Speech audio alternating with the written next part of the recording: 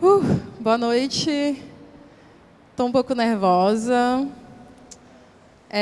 Então eu vou dar uma lidinha assim para me dar uma ajuda, tá bom? Sejam ouvintes generosos e participantes também. A gente vai abrir o nosso encontro de hoje, a primeira passagem aqui do pavilhão.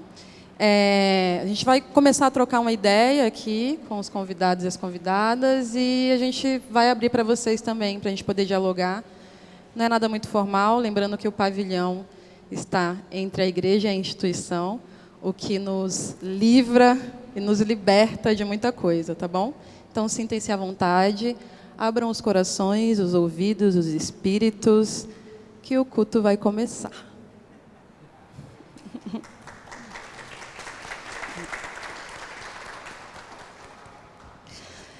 A gente tem como convidada a Ângela Brito, que é um prazer imenso recebê-la.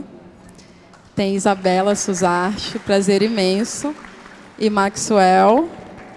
Já eu apresento todo mundo, mas vou começar falando sobre o propósito do pavilhão, que eu acho importante a gente se situar, saber onde está pisando.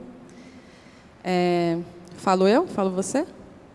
Acho que nós dois, acho que dá para tu falar, a gente vai se cruzando, se atravessando. Boa noite, igreja.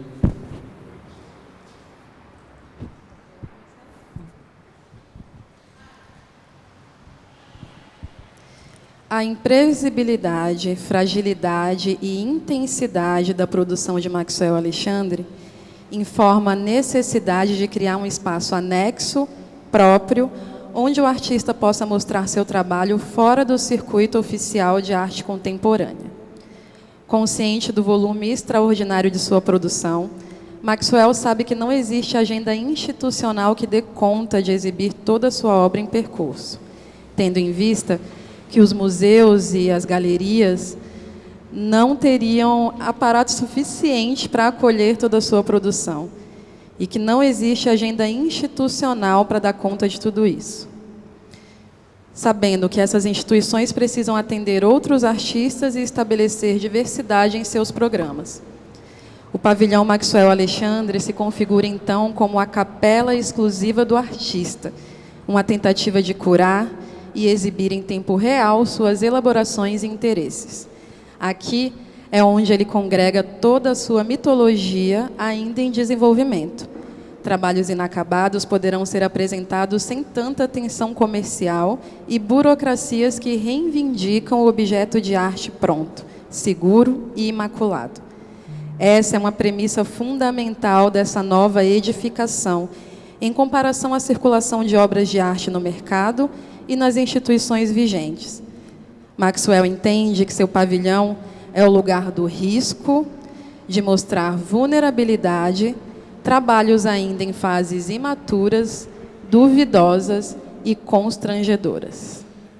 Eu acho que tem algumas palavras muito chaves aí que eu acho que é bom enfatizar, destacar. Eu acho que até que eu estava conversando com vocês três um pouco antes de me sentar aqui e estava todo mundo um pouco meio nervosa, né? Estamos. Eu acho que essas palavras que eu vou destacar, né, que é erro, né, criar um lugar onde o erro é uma coisa, sabe, que tem outra conotação, criar um lugar onde a dúvida também tem o seu valor. Eu acho que essa ideia também de sempre ser um lugar que está no meio, né, da instituição e daquilo que oferece um outro tipo de lógica, eu acho que isso faz com que esse espaço também seja um espaço de uma tentativa constante. Falo isso mais para a gente entrar nessa conversa, por mais que esteja sendo registrado, né? E eu gosto muito também dessa ideia de, sei lá, pagar mico, ter o registro do mico, né? Ainda mais quando a gente está vivendo nessa era de rede social, onde tudo é instagramável, tudo né, pode vir a ser meme. Eu acho que destacar essas palavras serve como conforto e contorno do que a gente vai conversar por aqui. Uma outra coisa também, acho que muito importante de falar do pavilhão, isso é Essa é uma edificação que muitas pessoas devem ter associado diretamente a algumas confusões que aconteceram na internet no final do ano passado. Mas a verdade é que a ideia de pavilhão é muito antiga mesmo na minha prática. E nasce justamente de eu entender muito cedo que a minha produção é muito frenética, assim, sabe? Eu preciso fazer e testar rápido as coisas, né? Evidentemente que o que aconteceu no final do ano passado, né, que está relacionado a Inhotim, eu acho que de alguma maneira acelerou eu dar esse passo, mas eu também não sabia que ia ser tão rápido. O que acontece é que quando eu voltei de Madrid, que foi onde inaugurou essa exposição Novo Poder, Passabilidade, eu tinha esse trabalho aqui atrás também, que é essa instalação, né, que aborda esse conceito de passabilidade um pouco mais intensamente. Eu tinha esse trabalho também, eu acho que talvez há uns 8 meses atrás, 6 meses atrás, não lembro. E aí, quando eu voltei, a exposição ficou muito na minha cabeça e eu não sei dizer bem como que esse impulso rolou, assim, mas eu sabia que eu tinha um trabalho muito forte para mostrar e que acelerar essa ideia de pavilhão podia se dar com esse trabalho. E aí a gente teve que correr para poder construir, porque eu queria também estabelecer essa ideia de anexo. Então, essa ideia de anexo ela fazia mais sentido se a exposição na Espanha ainda estivesse em vigor, né? Então, para de alguma maneira cruzar os dois cronogramas. Acho que é isso sobre o pavilhão, né? Eu acho interessante quando você fala essa questão de risco e até de pagar mico, porque me leva muito para uma ideia de humanização também, né? Porque quando a gente pensa na figura do artista, quase que parece um ser que foi dotado de algo muito grandioso, um alecrim dourado na terra, né? E aí eu gosto quando o Max traz isso mesmo, de botar a cara no sol mesmo e de se vulnerabilizar e se mostrar humano, sobretudo para um corpo preto. Isso tem um valor extremo. Mas eu não vou me alongar muito não, deixa eu trazer o motivo do nosso encontro, porque eu quero muito ouvir nossas convidadas. Eu vou fazer então um breve panorama do que se trata esse painel, essa discussão que a gente vai trazer, tá? Vou dar a minha lidinha. Fluiu legal a minha lidinha para vocês? Tá bom, então vamos lá. Arte contemporânea e a moda.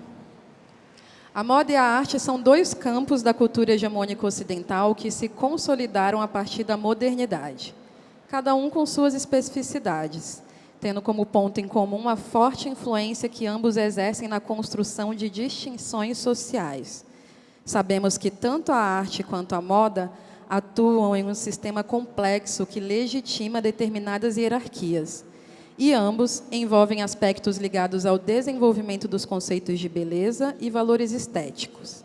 A moda reforça os valores estabelecidos pela sociedade de consumo, e a arte provoca esses valores, nos ensinando a sonhar com perspectivas mais críticas.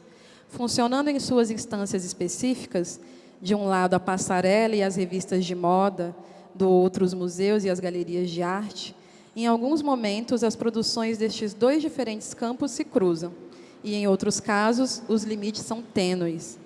A moda, na realidade ocidental, conduz as escolhas e as preferências das pessoas, indicando aquilo que devemos consumir, utilizar ou fazer.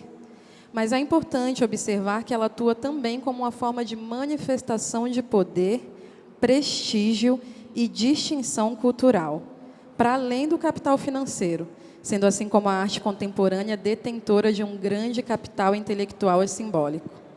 As roupas, as joias, os cabelos, as telas e as molduras servem como elementos estéticos que agregam valor e status a um corpo ou a um objeto. Em outras palavras, um relógio não é apenas um acessório, e vestir uma peça que gostamos e com a qual nos sentimos bem, assim como o ato de emoldurar uma obra, pode se traduzir em uma afirmação de poder. Maxwell diz que a falta de interesse das periferias e favelas pela arte contemporânea é um programa construído. Esse é um segmento de elite e também de distinção social, mesmo entre os ricos. Para aqueles que têm iates, helicópteros, mansões e piscinas como bens corriqueiros, a arte torna-se uma referência para dizer quem é mais sofisticado. Dessa maneira, quem tem um quadro valioso na parede de casa e pode compreender o artista de seu tempo, se destaca. Do mesmo modo, acontece no meio da moda. A sensação de entrar numa loja Louis Vuitton é parecida com a sensação de entrar no Louvre. Ao ocupar esses espaços, o sentimento de exclusão grita dentro do corpo negro. Já para o corpo branco, o sentimento geralmente é de pertencimento. Mas tanto a moda quanto a arte se apresentam como um desafio à ideia colonial de que sensibilidade e beleza são elementos que não pertencem a pessoas melanizadas. É simplesmente sobre isso que a gente vai dialogar hoje. Não temos muito tempo, esse assunto daria para um ano inteiro, né, de discussões. Então, eu vou abrir aqui o nosso encontro apresentando, né, as nossas convidadas. A gente tem Isabela Suzarte, que é designer e idealizadora. Obrigada. Tá saindo? Tá. Estou muito feliz de estar aqui. Boa noite. Muito obrigada pelo convite, de verdade. Cada rostinho que eu conheço, que eu já vivi aqui, outras coisas da faculdade, conheço todo mundo. Estou muito feliz por estar nesse momento. E a gente começa a falar? Eu vou apresentar vocês, né? vou apresentar vocês, Tá, imagina. então tá, tem muito mais ainda, né? Só queria saber como ia funcionar, mas é isso. Muito obrigada pelo convite, vamos lá, vamos começar. Isabela é designer e idealizadora da marca de acessórios A Aurora.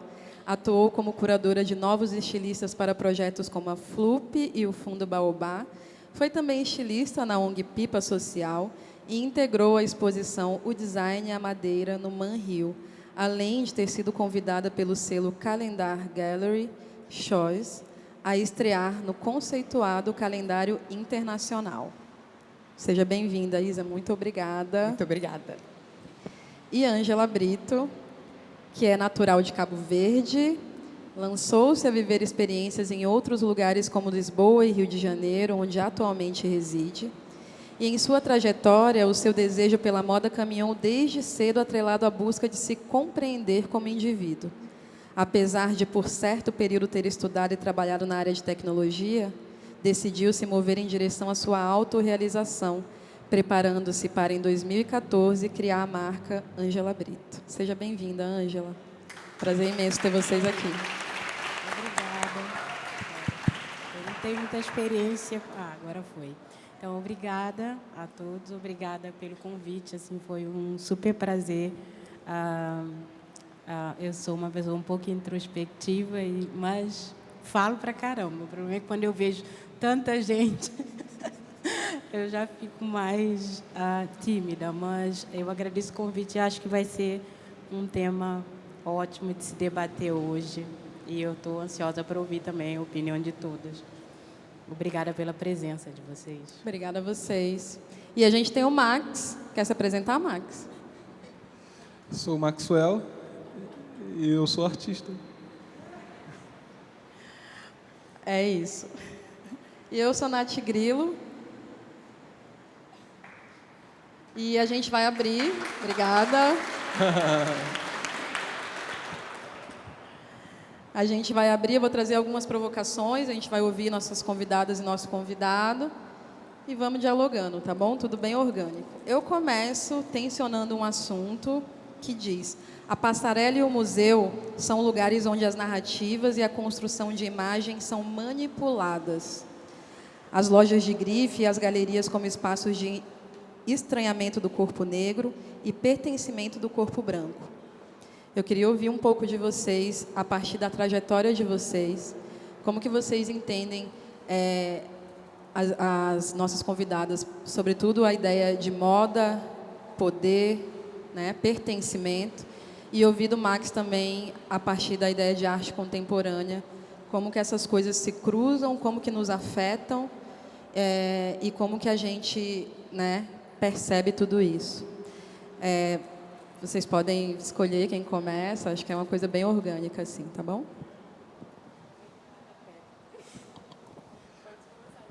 Vai, Ângela. Enfim, hoje eu tinha pensado em várias possibilidades. Eu já começo pedindo desculpa, esse é meu quarto painel dessa semana. Então, e essa noite ainda estou virada com problemas familiares, sem dormir, então eu falei, vou precisar me orientar desta vez por um caderninho. Então, eu tinha pensado numa outra viés, mas eu acabei me lembrando que eu estou sempre falando em painéis e dificilmente eu falo de mim. Então, eu achei que seria melhor falar dessas questões dentro da minha experiência pessoal, porque é uma coisa que eu realmente tenho muita dificuldade, quem me conhece sabe. Eu falo de trabalho, de tudo, mas pessoalmente não costumo falar. Bom, a minha história, eu sou cabo-verdiana, né? Cabo Verde é um arquipélago na costa ocidental africana. E a minha história começa... Meus pais são do interior da ilha de Santiago, uma das 10 ilhas. São 9 ilhas habitadas e uma deserta. Então, os meus pais, como nasceram em Santa Catarina, no interior da ilha, eu, desde pequena, me habituei a... Quem nasce na minha ilha é chamado de Badio, né? E quem nasce em uma outra ilha é chamado de São Pajudo. Então, eu, desde pequena, por meus pais serem do interior, eu sempre ouvi a expressão Badio de fora. Na capital, nós éramos chamados de Badio de fora. Ainda somos. Quem nasce fora da capital... Então, essa coisa de não pertencer, de ser de fora, ela me acompanha de muito tempo, mesmo dentro do meu país. E isso me fez muito refletir, por exemplo, na minha coleção do ano passado. Então, eu nasci no interior, numa família pobre, mas ao contrário dos meus avós, que não tinham escola, os meus pais foram à escola. E isso promoveu uma mudança gritante em relação a nós, os filhos. Dos meus avós para os filhos, para os netos, a virada foi de 360 graus. Então, com isso, eu já nasci numa família que dava muito valor à cultura, a conhecimento, a estudo. Então, eu falo que uma coisa que meu pai nunca brincou na vida é com o estudo. Você podia brincar com qualquer coisa com ele. Nota baixa era cara feia e conversa imediata. Vamos ter uma conversa. Então, eu acho que isso fez muita diferença em toda a nossa trajetória, minha e dos meus irmãos, somos 5. Então, eu nasci em Cabo Verde, cresci até os 8 anos, e nessa época, o meu pai, que já... Eu não quero me tornar muito longo, mas só para contextualizar, para vocês entenderem. Fica tranquila, Ângela, você tem tempo, tá? Ai, que bom. Então, eu sou a primeira geração independente do meu país. Meu país se tornou independente em 75. Então, até 75, era a colônia de Portugal. Então, com isso, o meu pai, por exemplo, e os colegas, na época da independência, para organizarem o país, meu pai estudou na antiga Alemanha Oriental, por exemplo, um curso breve de 2 anos, porque precisava-se de juízes e de determinadas pessoas em várias áreas para que pudesse se articular para depois da independência terem quadros. Então, quando eu nasci, o meu pai exercia um cargo, é uma coisa que eu nunca contei, por exemplo, meu pai exercia um cargo de juiz, mas ele não tinha o curso superior. Então, quando eu fiz 8 anos, meu pai decidiu abrir mão de tudo, de uma estrutura que a gente já tinha, para ir fazer o curso de Direito em Portugal. E isso ele já tinha 38 anos. Então, a nossa vida mudou de uma hora para outra. Os meus pais, com 5 filhos, se deslocaram para Portugal no início da década de 80, para que ele e a minha mãe pudessem estudar e fazer o curso superior. Então, para vocês verem a importância da educação na minha família, da escola, pelo menos, porque existem outras formas de educação, claro. Então, chegando em Portugal, eu, que já era uma badia de fora, uma família de fora, de badios de fora, em Portugal, aí é que eu descubro o quão de fora eu era, porque eu não tinha essa visão, essa noção em Cabo Verde, num país que é negro, né? Então, em Portugal, quando eu chego, eu me deparo com situações que eu acho que mudaram a minha visão para sempre de como eu vejo o mundo. Primeiro, que eu me descobri diferente. Eu achava que eu era igual a todo mundo. Em Portugal, eu descubro que eu era vista como diferente. Segundo, que eu descubro que eu era feia, né? Tudo que tinha a ver comigo era feio, não era bonito. Poxa, mas eu me achava linda.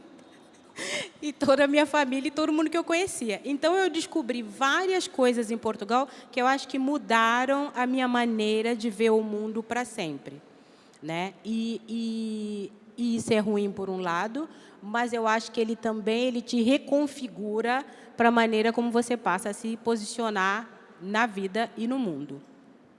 Então, bom, estudei em Portugal vários anos e aos 17 anos, novamente, o mundo vira e a gente volta para Cabo Verde, porque agora não era mais independência, era abrir. A gente viveu um regime de 15 anos de partido único e ia abrir para o multipartidarismo, então volta nós para Cabo Verde nesse período, e uma adolescente de 17 anos tendo que se reintegrar de novo. Mas aí, 2 anos depois, o meu mundo vira de novo e eu pego bolsa de estudo para estudar no Brasil. Obviamente que foi um super susto, porque uma adolescente que cresceu em Portugal, com todas as milhares de questões, eu estava crente que eu, né, voltaria para Portugal para estudar, até porque engenharia, que era o único curso possível, vejam que eu gosto de moda desde criança, mas em Cabo Verde essa possibilidade era inexistente. Inexistente. No mercado, onde até hoje não existe a indústria da moda, não tinha como fazer um curso como moda. E os melhores alunos tinham bolsa para estudar fora, mas, enfim. E, nesse ano, engenharia, eu tive que escolher engenharia, e, nesse ano, engenharia, todo mundo veio para o Brasil. Então, assim, outra virada. E aí eu chego no Brasil, vim para a UF estudar engenharia, e durante essa época, obviamente que eu sabia que não era o que eu queria, que eu não faria isso, mas, ao mesmo tempo, eu também não poderia fazer um curso de moda porque eu não tinha nem dinheiro para isso. Então, estudei na UF, 4 anos de engenharia. Entretanto, eu já tinha começado um curso técnico em telecomunicações, tecnólogo em telecomunicações na Cefet, enfim. Aquela que não quer fazer, mas está se especializando. Então, acabei entrando para o primeiro time para a Embratel, de estagiários para a internet. Passei entre 800 e poucas pessoas, não sei como, mas passei. E integrei a equipe de 5 estagiários que tomariam conta das linhas e blá, blá, blá. Bom, para não ficar mais longe, enfim, quando eu comecei a trabalhar, isso já me possibilitou estudar, fazer curso de moda e fazer todos os cursos possíveis. Eu fiz todos os possíveis, embora eu sempre tenha sido autodidata de estudar, eu queria saber tudo o que se passava na indústria da moda, pelo menos tudo que era ensinado. Eu não queria ter nenhuma surpresa, eu não queria chegar no mercado de moda e me falar sobre produção de moda, eu não sabia o que é, sobre styling, eu não sabia o que é, sobre jornalismo de moda, eu não sabia. Então, fiz de jornalismo cheguei a estagiar como figurinista, enfim. Estudo trabalhando na Globo.com, no início, 4 anos, na abertura do BBB, eu fui da equipe que entrou para trabalhar, e depois, antes na Embratel, 4 anos, depois na Globo.com. E só então abri a minha marca. E aí, isso eu contei um pouquinho da minha trajetória, e aí eu vou responder a questão da Nath, que isso eu achei super... foi o que me orientou mesmo, porque eu queria muito falar da minha experiência dentro dessas questões. E aí você falou, agora acho que foi me lembra que, olha, eu falo muito e acabo me esquecendo. Alô? Não sei se você falou. A provocação que eu trouxe foi pedir para vocês falarem um pouco sobre como esse campo da moda, sobretudo os espaços da passarelas, revistas de moda, como que esses são lugares de construção de narrativa. Exato. E de imagem, e de como tudo isso é manipulado a nos fazer acreditar numa grande ficção, né? Então, quando a gente pensa nessa questão, a gente precisa lembrar que a moda ela é considerada como algo criado pelos europeus. né? Com a colonização, tudo que havia antes, ele não tem relevância. Nós fomos descobertos. Então, se você é descoberto, não existia nada antes. Não existia, você não se vestia, você não tinha arte, você não tinha moda, você não comia. O colonizador, ele praticamente te ensinou, te trouxe tudo que você sabe, né? Daí em diante. Então, com isso, se você tem uma área que ela é considerada caracteristicamente de um lugar, aquele lugar, ele acaba ditando tudo.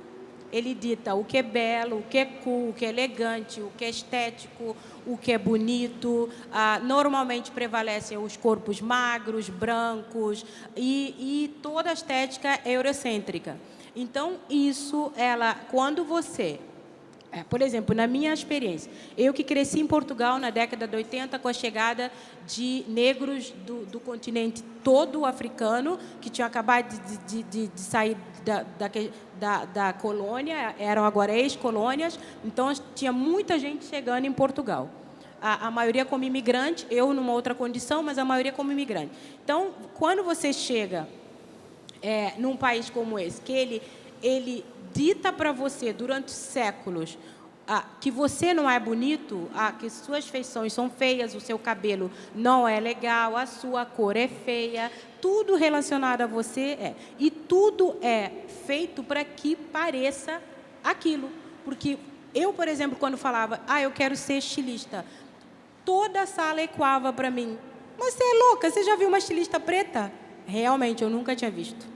Eu nunca tinha visto. Mas tem uma questão que na real é bem atravessada, que não é nem o que é seu é feio, sabe? É o que é seu em você, né? Porque depois que eles pegam tudo isso, desde dos traços ou desde da cultura e passa a fazer, aí ganha valor, né? Mas é porque quando eu te manipulo com a sua autoestima, quando eu te manipulo nesse sentido, você tem menos chances de se rebelar contra o que eu te prego, né? Eu te manipulo desde criança falando, mas como assim? Você já viu o seu cabelo?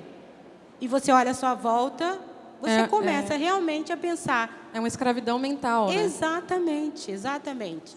Ô, Ângela, e você foi a primeira estilista negra na Fashion Week, é isso? Na São Paulo Fashion Week, sim. Mulher, sim. Em 2019, ontem. Quer dizer, então você sabe bem como funciona essa máquina e como ali dentro daquele espaço... Não, a máquina, eu sou muito cética. Eu não acredito...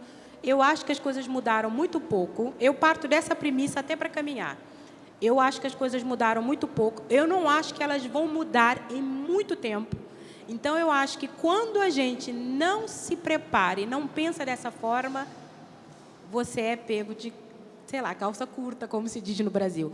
Então, assim, esperar uma mudança significativa para todos nós, que vai mudar a ponto de, do nada, a gente começar a ter acesso, a gente começar a ser respeitado, a gente começar a...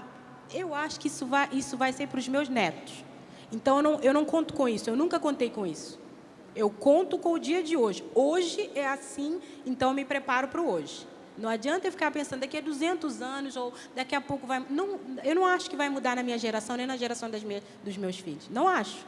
Eu acho que vai mudar talvez para os meus netos. Então é se preparar agora. Estou contigo nisso aí. Trabalha e confia, né? Obrigada, Ângela. E como foi para você, Isa? Bom, eu vou começar primeiro me apresentando um pouquinho. Eu sou Isabela, tenho uma marca de acessórios que se chama Aurora, que é uma marca que se propõe a ter um novo olhar sobre o luxo, multidisciplinar. Mas a minha história é que eu nasci em Madureira, então toda a minha construção, na verdade, nunca foi pensada para moda. Meus pais não têm nada a ver com isso, eu não tinha essa visão de moda quando tudo que eu queria fazer era direito.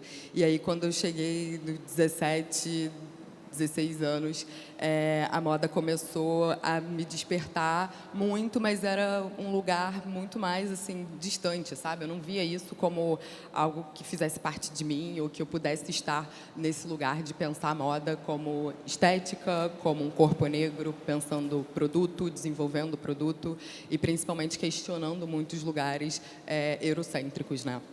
Então, quando eu fiquei pensando sobre essa pergunta, me veio, logo num primeiro momento, entender como é que eu vejo a moda e como é que eu vejo a arte.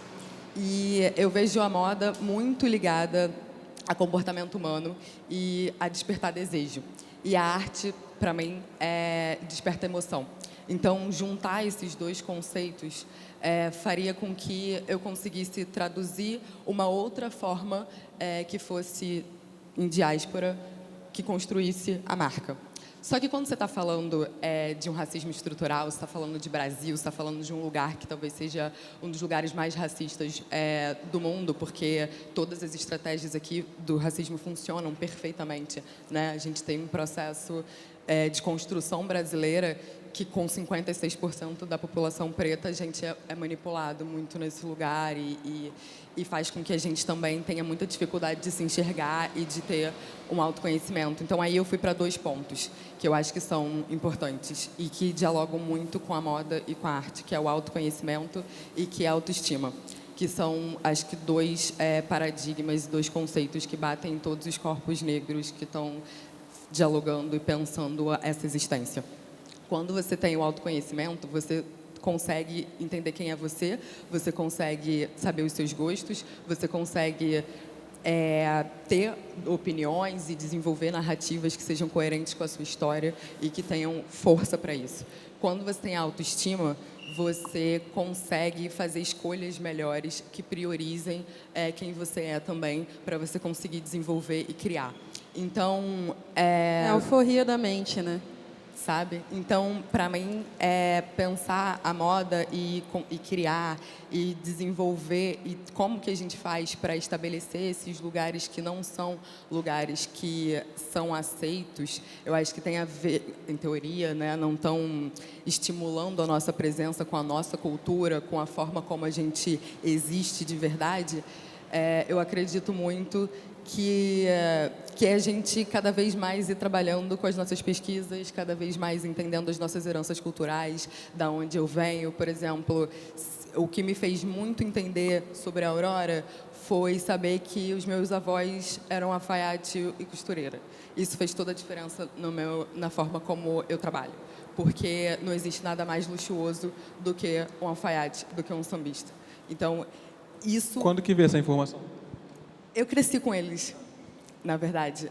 Meus pais trabalhavam muito, então eu cresci vendo o que é um trabalho atemporal, o que é um trabalho com qualidade, o cuidado que se tem, a entrega, a preocupação. Isso é nosso. Isso sempre foi nosso. E aí no Brasil, que tem diversas questões, em termos de fazer com que a gente se desenvolva de uma forma plena, né, de uma existência principalmente natural, né? Eu acho que nunca é natural para a gente, senão a gente, sei lá, não estaria aqui tão nervoso também, sabe, para falar sobre determinadas coisas, com tantos rostinhos, com tantas pessoas que são iguais a gente, mas mesmo assim a gente está tipo meio tenso, sabe, sobre falar de uma coisa que poderia ser muito mais natural. Por quê? Porque foi negado muita coisa e foi apagado muita coisa. Então, pensar e trazer sempre uma pesquisa que seja diaspórica, que me traga um lugar vanguardista de pensar futuro, de pensar presente sobre o que eu estou criando, acho que é uma forma da gente romper determinados lugares. Obrigada, Isa. E aí acho que o Max pode trazer um pouco a vivência dele a partir da arte contemporânea, né? Acaba que eu vou tentar falar bem pouco, sempre falo isso, né? Mas eu acho que existe uma coisa nesses encontros, para mim, que, de fato, né, é evidente que essa mesa aqui é uma chance que eu crio para mim mesmo, assim mesmo, de poder ouvir novas perspectivas a partir de uma coisa que eu estou discutindo muito no meu trabalho, né? Que é essa ideia de novo poder e agora esse conceito de passabilidade e que cruza esses dois campos, né? Que é a arte contemporânea e a moda. Só que de alguma maneira a gente está tão tomado, né, de coisas, né? A Ângela falou aqui sobre o seu quarto painel, né, só de conversa, né? E em algum lugar isso também é a parte do trabalho, mas existe uma outra parte do trabalho que não é publicizada e que às vezes toma muito da nossa energia, né? E eu acho que esses encontros, para mim, acaba que eles viram quase uma coisa. Talvez, aí eu acho que eu sempre vou voltar para o que seria o slogan do pavilhão, né? Que eu acho que isso é muito preciso, que é entre a igreja e a instituição. Eu acho que o lugar institucional que oferece, né? Tipo, quando você entra aqui, você vê essa estrutura, isso tem a ver com conscientemente com essa ideia, né? Tipo, de passar essa credibilidade institucional. Quer dizer, eu acho que a maneira como a gente está vestido aqui, a maneira como a gente está disposta aqui também tem esse lugar da instituição. E aí esse lugar da instituição, ele é um lugar, para mim, burocrático. Tá, tem um pavilhão, vamos desenvolver conversa, vamos montar a estrutura, vamos montar o teatro e vamos discutir isso publicamente. E aí o lugar que seria o lugar da igreja, para mim, é o lugar, a Isabela é uma pessoa que eu conheço desde a faculdade, a gente fez PUC-Rio juntos, né? E a gente trocou algumas ideias na PUC, depois da PUC. O flerte é uma parada que continua, né? Se manda mensagem, às vezes com um intervalo de tempo muito grande, justamente por conta dessa velocidade. Inclusive a Natália, eu conheci ela nessa configuração, né? Acho que há 1 ano, 2 anos atrás, a gente estava justamente cumprindo uma parte burocrática que era fazer essa coisa da conversa pública. E era a abertura de Novo Poder, né? Era a abertura de Novo Poder, era o lançamento de Novo Poder. Simbólico. Né? Simbólico. E aí, por que eu estou falando isso? Porque isso, de alguma maneira, eu acho que essa imposição e esse tempo, né, essa velocidade da vida, ou da rede social, ou do mercado, eu fico tentando criar alguma estratégia de fazer com que eu continue caminhando nessa velocidade, porque essa velocidade me interessa em termos de ambição, mas como que eu consigo criar oportunidade de ter conversas com pessoas que eu já tinha conversa, como é o caso da Isabela, mas de trazer pessoas que eu gostaria de ter a conversa, que é o caso da Ângela, que eu estou conhecendo aqui, né, pessoalmente pela primeira vez, assim como eu conheci a Natália pessoalmente pela primeira vez no final de 2021. E aí é muito doido pensar que esse lugar burocrático, institucional, reforça também esse outro lugar, né, que é quer dizer, eu crio essa estrutura para estar aqui conversando com pessoas que às vezes, sei lá, nem vai bater. Inclusive, no nosso primeiro encontro, a gente não... Foi uma coisa um pouco... Caótico, né? Assim, de impressões duvidosas, né? De má impressões, assim. O melhor é que eu pensei, caramba, acabamos de tretar, e ele... Não, adorei conversar com você. E aí... Que é uma característica, né? Não, e foi uma doideira, porque... A gente fica desesperada, tá sempre achando que tá tretando. Ele, não, pô, tá de boa, gente, tranquilão. Foi uma doideira, porque rolou uma conversa, assim, no meio da conversa rolou algumas tópicos que a gente levantou, e aí como a gente está se conhecendo em público, esse risco, ele existe, né? A gente pode aqui agora, sei lá, nunca te vi pessoalmente, a gente pode começar aqui agora a levantar um tópico e falar, pô, discordo, você não entender muito bem, né? Então... de novo, né? Preservar esse lugar da vulnerabilidade do risco. Discordar faz parte também. Exatamente. Mas é porque às vezes a gente esquece disso, né? A gente está tão acostumado também com esse lugar institucional, que é tipo, vamos parecer... E a performar, né? Que foi a palavra que você usou. Vamos parecer bonitinho, sabe? Tipo, vamos fazer tudo certinho. E é justamente o que eu estava falando antes da conversa começar. Mano, se der merda, tomara que dê merda também, tá ligado? Tipo... E agora, expondo um pouco da nossa relação, eu lembro que acho que a gente ficou talvez 1 ano, né? A gente teve aquele encontro, aí ficou aquelas impressões assim, e aí depois de novo a gente se encontrou por conta do trabalho. Acho que foram 7, 8 meses depois. E aí a gente se encontrou de novo por conta de um trabalho, aí você falou, antes de começar o trabalho, você falou, tem uma coisa que eu queria bater contigo e tal, e aí, impressões, eu falei, pô, cara, nem, tá de boa, nem, tipo... E muito doido porque eu acho que o fato de eu ser muito, eu acho que eu entrei em um certo tipo de condicionamento que parece que para mim só o que existe é o trabalho. Então é o que eu mais faço da vida, é trabalhar, assim. Então tipo as minhas relações, as minhas afinidades, elas se dão pelo trabalho. Então tipo, sei lá, os meus melhores amigos, acho que a gente tem períodos, né, de, sei lá, esse cara sei lá, essa pessoa é uma pessoa muito importante para mim, está convivendo aqui comigo, mas chega um momento que a sua trajetória profissional vai para um lado e aí aquela pessoa já não, sabe, foi para outro, e você mantém o afeto, o contato vai diminuindo, né? O contato vira mais like, visualização no stories, de vez em quando um emojizinho ali. E isso foi uma coisa que eu fui aceitando, assim, para mim, sabe? Tipo, falei, cara, talvez seja desumano, mas é a maneira como eu estou acostumado, aprendi a gostar disso e sou isso. Não que eu seja eternamente isso, mas no momento eu sou isso, nos últimos 10 anos talvez eu tenha sido isso. Então acaba que as pessoas que são as pessoas que eu tenho mais afinidade, até tipo afeto, amizade mesmo, são as pessoas que estão próximas de mim. E aí, de novo, esse comentário faz com que a gente volte para essa institucionalidade enquanto causa para poder criar ou reativar certo tipo de amizade, que é o que está acontecendo aqui, por exemplo, entre eu e a Isabela. Voltando para essa discussão do novo poder e de como que eu fico pensando por exemplo, nesse conceito de passabilidade, né? Que aqui eu estou tratando o conceito de passabilidade como essa caminhada segura e tranquila dentro do espaço positivo, dentro do cubo branco, né? Porque, aí falando da minha experiência, eu acho que muitos de vocês vão ratificar essa experiência, que é chegar... O mercado de arte ele mudou muito, né? Tipo, de uns tempos para cá. Então, sei lá, eu lembro da minha experiência em museu, quando eu era menor, e era uma coisa sempre muito distante, muito chata. Galeria, que é um lugar mais hostil, sabe? Tu entra numa galeria, tu se sente completamente deslocado.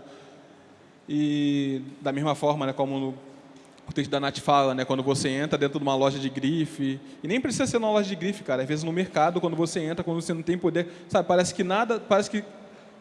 E aí volto para a fala da Isabela, né, parece que é isso, o racismo ele tem que continuar para que as coisas permaneçam como elas são, assim, né? Sim. E isso é muito violento, né? Porque capitalismo tipo, e o racismo exatamente, sabe? Tipo, quando a gente entra no mercado, de alguma maneira a gente Né? Exatamente, sabe? A chance de você, sei lá, furar um Danone e tomar, o peso, né? Tipo, ou tipo muito cedo, você sabe qual é o risco que você tem quando você fura um Danone no mercado e toma. O que é muito diferente, né? Tipo, para uma pessoa, sei lá, normalmente para uma criança branca. Então, acho que, assim, estou ilustrando uma situação que mostra de maneira macro a situação, né? Justamente para poder falar de passabilidade, né? Então, esse conceito de passabilidade dentro da discussão de novo poder, ele tem a ver com esse momento da gente se sentir, que eu acho que tem a ver com autoconhecimento e justamente com a autoestima, se sentir pertencendo a esses lugares, nem que seja o mercado, sabe? Eu sei que isso é um exercício muito difícil de falar, tá, não, vou entrar no mercado e, sabe, vou só andar por aqui, eu, tipo, vou entrar... Isso para mim até hoje, tipo, evidentemente que eu mudei de situação financeira, sei lá, social, econômica, sei lá, tá ligado? Mas evidentemente que eu não deixei de ser preto. E isso continua sendo uma parada, assim, sabe? Mesmo hoje tendo o poder de entrar e comprar, tu não fica dando sabe? Você não fica de bobeira, olhando muito, sabe? Você entra, as coisas ainda são um pouco tensas nesse sentido. E aí eu fico pensando, eu fico na real, assim, acho que a minha vontade hoje é mais trazer um pouco desse conceito de passabilidade, né? Explanar um pouco mais do que seria esse conceito de passabilidade para mim e ouvir vocês duas, evidentemente que a Nath pode atravessar a gente, eu acho que, né, tipo, se cruzar, acho que é interessante, de como, até porque eu tenho muito interesse na moda, mas a minha experiência em arte contemporânea é essa, sabe? A da galeria como um lugar completamente hostil, ou até a maneira, e o que é muito confuso, porque, tipo, de uma hora para outra, não de uma hora para outra, assim, né? Força do hábito falar dessa maneira. Você começa a receber reivindicações de atenção de pessoas que sempre te negligenciou. Isso é muito estranho, né? Então, quando eu vou para o estrangeiro, por exemplo, esse tipo de violência é muito mais forte, né? Porque, sei lá, essa era uma preocupação que eu sempre tinha. Como que vão ser as minhas exposições? Sabe? Onde é que vão ter as pessoas? Onde é que vão estar as pessoas que são iguais a mim, tá ligado? Graças a Deus, isso também foi uma preocupação e eu tracei estratégia para que não fosse como é. Mas quando você vai para a Europa, isso, sei lá, para mim é muito doido, assim. Eu sempre faço exercício. Tu chega no avião, é todo mundo branco. Aí tá, tu vai para outro país. Aí tu olha no restaurante, todo mundo branco. É muito estranho, mano. Tipo, parece natural, mas sabe, tipo, foi naturalizado, mas é muito estranho. É tipo assim, mano, será que preto não gosta de andar de avião? Será que preto não gosta de estar nos restaurantes? Parece a terceira temporada de Atlanta, né? Não, Quem mas assistiu tá ligado. O mais doido é que, tipo, no Brasil isso existe muito. É porque a passabilidade, você, como um corpo preto, você está constantemente criando essa passabilidade. Você não conquista a passabilidade, porque essa passabilidade que você pode achar que tem, ela está restrita à sua bolha. Porque você saiu da sua bolha, você é um corpo preto. Beyoncé chegou na Sibéria, ninguém conhece, ela é uma preta. Então, eu acho que é por isso que ela vai te... A gente nunca... Eu, por exemplo, ele perguntou quando foi a São Paulo Fashion Week. Tá, você fura a bolha, né? A primeira mulher negra, você fura a bolha. Então, ali, talvez, naquele espaço, mesmo assim, ela é muito relativa. E é muito rápido, né? Rompe muito rápido. Essa possibilidade é efêmera. E é só você que sabe o que acontece lá nos bastidores, né? Exatamente. Ela é efêmera ali, mas, assim, você, como uma pessoa preta, você está o tempo todo correndo atrás dessa passabilidade. Porque você só vai se sentir seguro, mais ou menos seguro, se você conquistar aquela bolha ali, todo mundo... Ah, não, é o Maxwell. Ah, não, eu artista. Porque se saiu na rua, não te conhece, você corre perigo de novo. Então, tolerados, assim, né? Então, seremos assim, tolerados, essa passabilidade, eu acho que é muito importante para a gente vê-la como algo que... E é muito desgastante, porque você realmente tem que estar o tempo todo reconquistando espaços, ativando, reafirmando. Né? Exato. Por exemplo, eu nunca me sinto segura quando eu volto para desfilar no final do ano. É sempre uma conquista nova, é sempre um espaço novo, você sempre precisa provar alguma coisa, você sempre precisa reconquistar aquele espaço, né? É exaustivo. Agora, eu acho interessante... Quer falar, Isa? Não posso falar. Eu acho interessante essa ideia da passabilidade, que vai trazer também uma ideia que o Max fala muito bem, sobre como a beleza e a sensibilidade negra são valores que incomodam as elites. Depois a gente vai ter uma conversa ali em torno do jazz e vai muito girar em torno disso. De como a gente está o tempo todo demonstrando, sendo excelentes, estudando tudo, entregando o nosso melhor, trabalhando 24 horas, expondo tudo de melhor que a gente tem e ainda assim, no máximo, seremos tolerados. E aí vem uma coisa muito curiosa na arte contemporânea que o Max traz, que é quando existe a cooptação da nossa estética,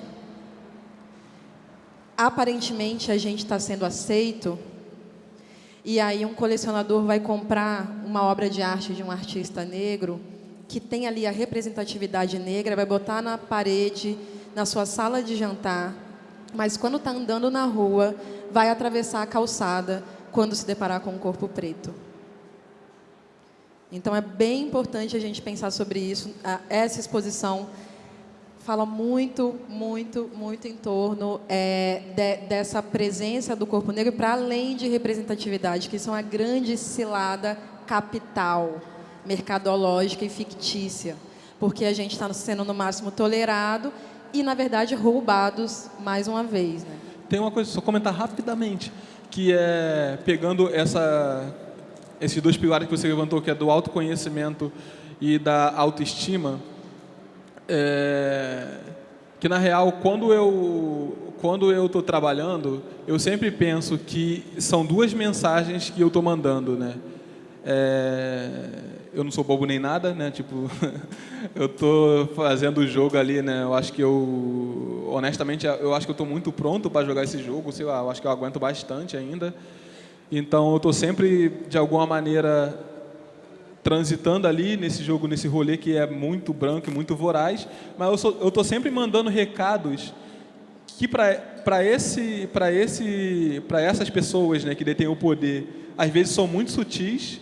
E da mesma forma que arte contemporânea, né, que eu falo muito de ser um campo codificado, eu acho que as mensagens que eu estou mandando, embora eu utilize desses códigos, elas têm outros códigos para os nossos. Então, eu acho que, tipo, quando eu ouço a Ângela falando sobre isso, eu acho que essa passabilidade, por mais dura que seja essa ativação, essa reativação o tempo inteiro, volto para o autoconhecimento e para a autoestima, eu acho que essa é uma passabilidade de dentro para fora, sabe?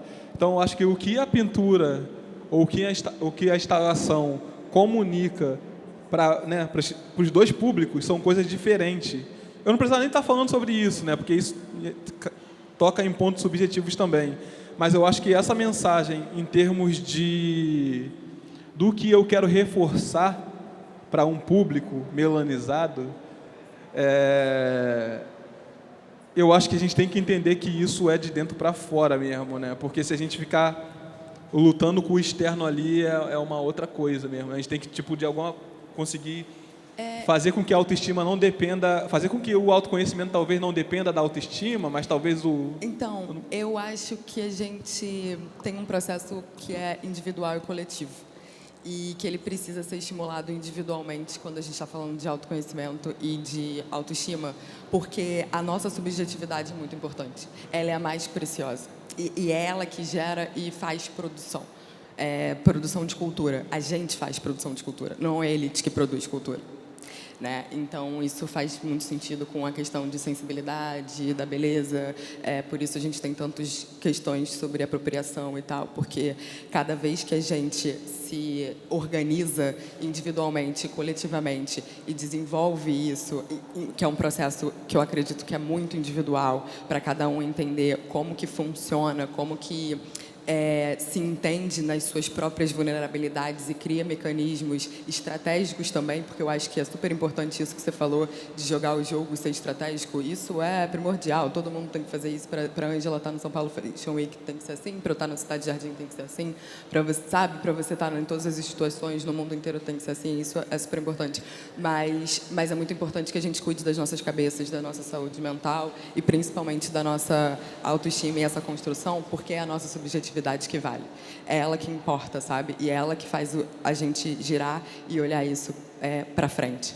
Isso é bem importante, Isa, porque aquelas, né, chatona. Nas tradições africanas, existe uma ideia muito forte de comunidade, né?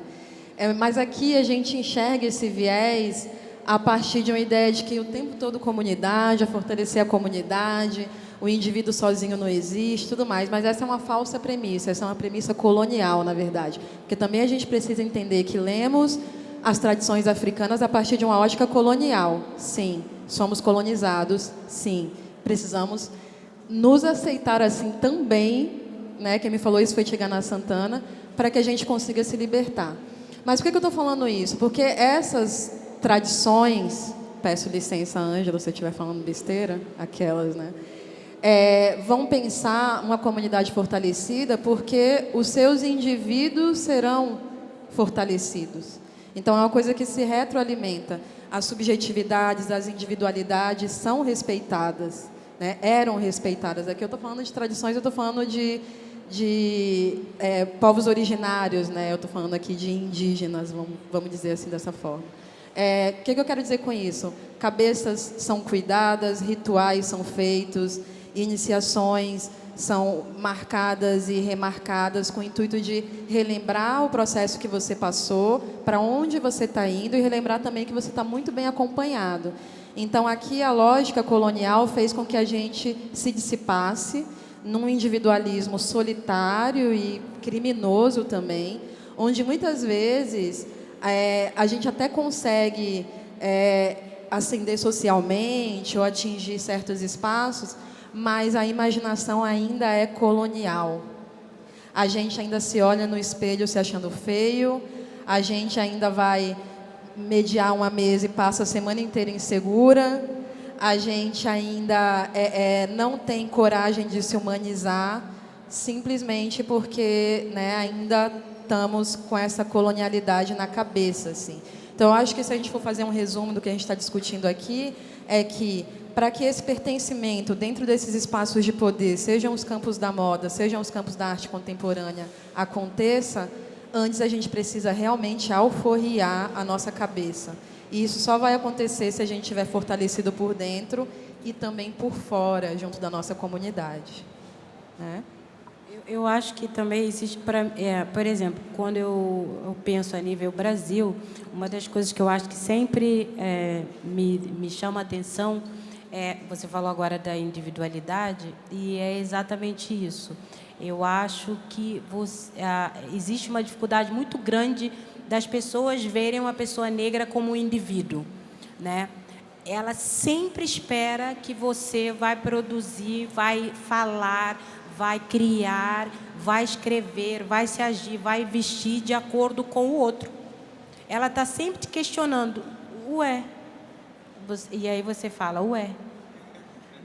Ela não entende que nós somos negros, assim a gente tem essa herança africana, de comunidade. Eu sou uma mulher africana, de um país africano, também me sinto carioca, estou aqui há 29 anos, mais que talvez muita gente não teria nem nascido ainda, mas acima de tudo, antes de eu ser uma mulher negra, eu sou um indivíduo.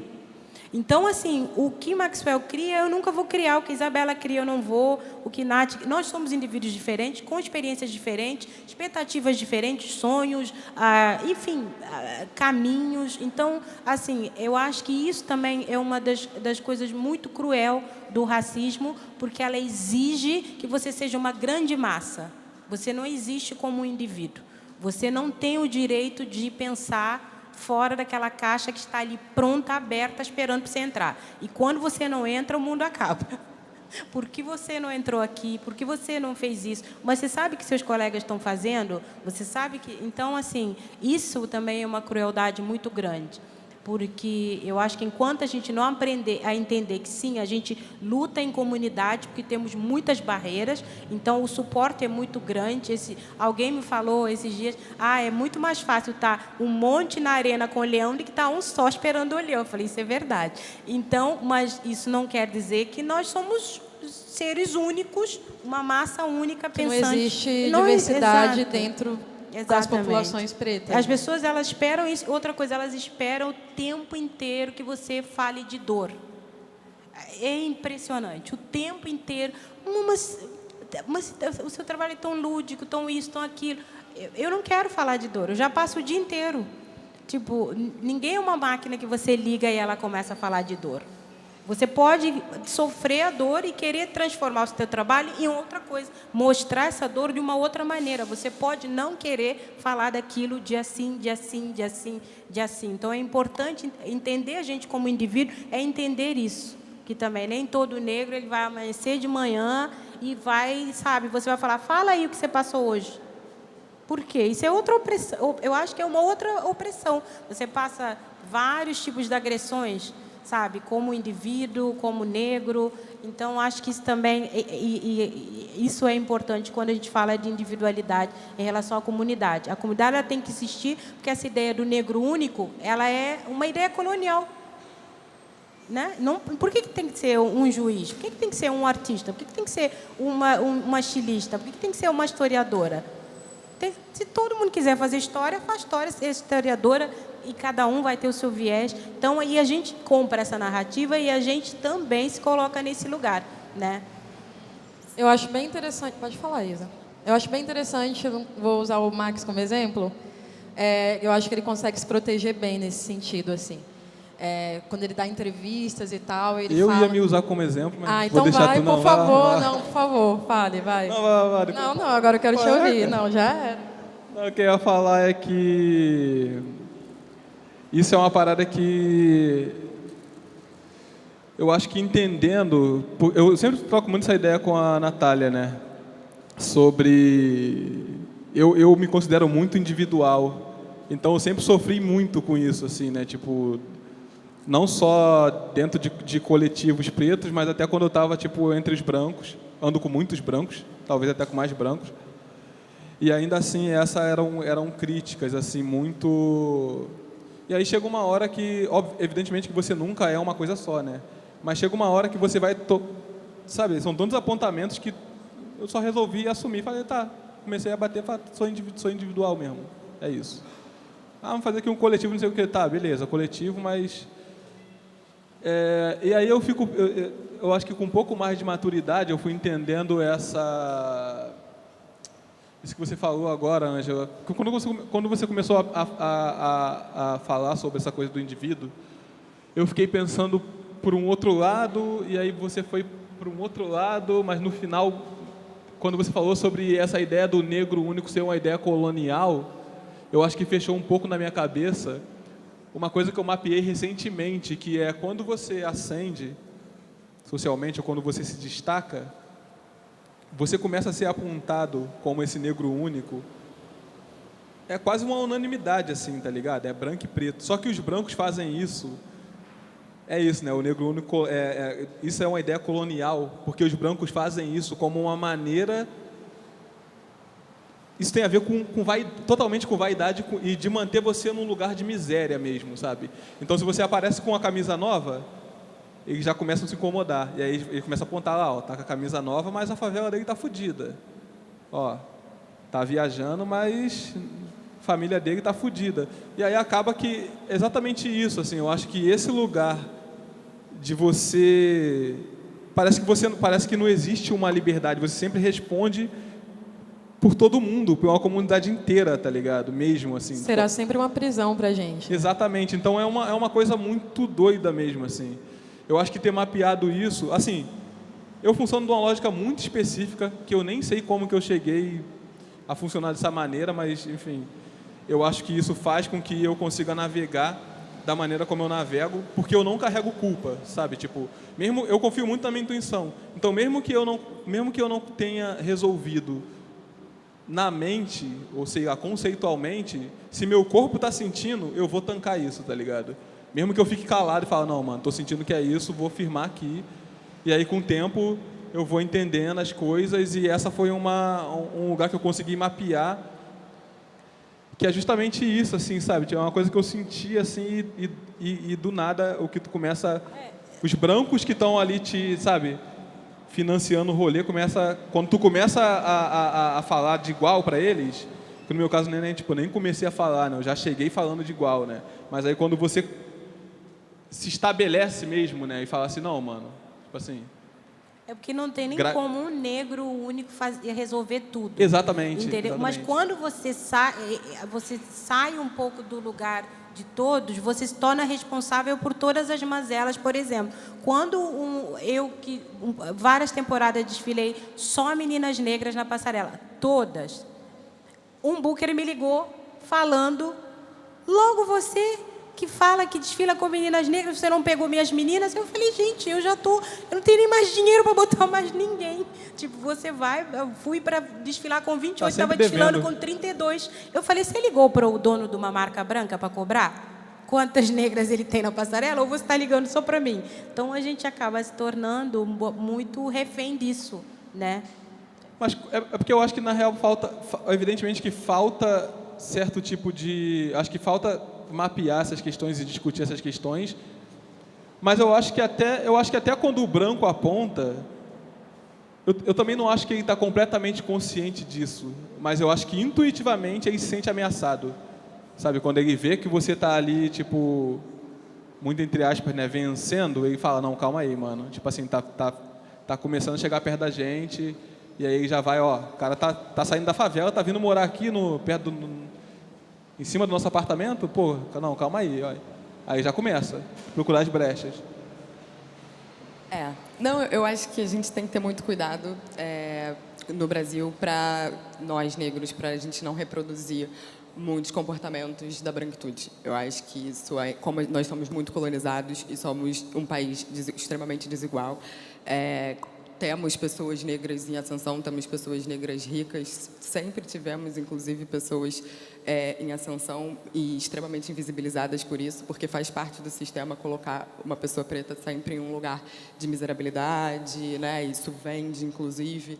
Então, acho que a gente precisa muito criar as nossas formas de proteção, porque a gente sabe como as coisas funcionam, que realmente não é para estar todo mundo da mesma forma, senão isso já teria sido solucionado estruturalmente, né? Porque a gente também tem um alcance de moda de moda e arte, e aí eu entendo que, por exemplo, já foi muito questionada sobre a estética dos calçados, as pessoas tinham dúvidas de que era uma mulher negra que estava falando sobre uma marca de luxo no Brasil, de acessórios, então você passa muito tempo, às vezes, perdendo o seu foco do que é no processo criativo, no desenvolvimento, porque eu quero falar sobre o meu processo criativo para desenvolver um sapato que se chama Teresa de Benguela, não necessariamente eu quero ficar justificando coisas. Então eu tive que aprender a entender esse lugar de que eu não quero mais justificar determinadas coisas que eu não preciso mais justificar. E isso foi me dando um certo alívio. Então acho que a gente está sempre tendo que criar estratégias mesmo dobradas para uma sobrevivência. E esse lugar do único, que vai ter que ser um jogo nosso também, de falar, cara, não vai dar para ser único, o que a gente pode criar de outras estratégias, como está aqui nesse espaço, que a gente consegue falar de uma outra forma, que a gente consegue estar trocando de um outro jeito, porque foi assim a vida toda. Quando a gente achou que ia respirar um pouquinho, tem uma democracia racial, quando você respira mais um pouco, vem um termo pardo. Então, toda a nossa construção foi sempre sobre uma ausência de passibilidade, né? Então, é sempre essa forma de construção, assim. Você também tem muito pouco espaço para falar do seu trabalho em si. Eu sempre falo para as revistas, por que vocês não me chamam para fazer uma matéria sobre florzinha? Vai ser flor essa temporada. Eu vou chamar antes. Toda matéria que vem, ela tem uma pauta. Moda negra, moda preta, não sei o que lá. Então, assim, a gente tem muito pouco espaço, que eu falo, para falar efetivamente de como a gente cria, como a gente pensa, de nós como indivíduos. A gente está sempre tendo que falar sobre pautas raciais, quando você às vezes só quer... Não que a gente não tem que falar, a gente tem que falar, né? Apesar que eu acho que às vezes olhando, tem trabalho, o meu trabalho, eu acho que você olha, está ali, né? Tá ali. Como a Isabela falou, eu não quero mais ficar tendo que explicar, né? Por que eu botei tatuagem na cara e piercing? Você acha que ela surgiu lá com o movimento punk com os ingleses? Jura que você acha? Que era assim que os brancos na Europa se tatuavam e vai lá, olha para a África e você vai entender de onde veio a apropriação da tatuagem, da escarnificação na pele, dos piercings. Então, eu não quero mais ter que explicar só porque você viu isso num livro de moda criado por uma indústria branca e você acha que aquilo ali surgiu ali, né? Mas a gente tem muito pouco espaço para falar do nosso trabalho e de quem a gente é. A gente está sempre tendo que falar da dor, do racismo, disso, daquilo. Então, é uma forma de distração, exatamente. Né? E é colonial, antiga, para que a gente gaste todo o nosso tempo falando sobre isso. Existe muita exigência para que o Max seja um militante, sabe? Ele está o tempo todo fugindo disso. E aí você não é preto o suficiente se você não é militante. E aí militância é o quê também? Qual é a ideia de militância? É o quê? Sabe? É você ir lá e ser uma criativa negra, ser um criativo negro. Eu não sei o que é mais militância do que isso. Exato. Ou você ter que ficar dando entrevista falando sobre moda negra, né? A gente está se encaminhando aqui agora para abrir para o público, para dialogar com a gente. Não temos tanto tempo, então eu peço que vocês sejam assertivos, precisos, para também, né, muitas pessoas poderem participar. Eu não sei aqui com as meninas que estão ajudando a gente aqui na produção se tem outros microfones ou se a gente entrega esse aqui mesmo. Pode pegar esse? E aí, vamos lá, gente. Vamos lá. Mamacita. Boa noite. Eu peço licença aqui para falar nesse lugar. É um lugar que me emociona muito de estar aqui. E eu quero falar sobre a subjetividade. Existe todo um esquema, né? Que nem é brasileiro, eu sou da turma da teoria da conspiração, que trabalha exatamente para nós sermos todos iguais, que é muito mais fácil você comandar um monte de pessoas iguais do que cada pessoa querendo fazer uma coisa diferente. Então, esse esquema já existe desde muito antes que os negros vieram para o Brasil. E nós viemos nesse esquema de chegar aqui, ser todo mundo igual, ter todo mundo o mesmo nome, tudo igual. Então, quando a gente foge desse esquema, a gente é rebelde, né?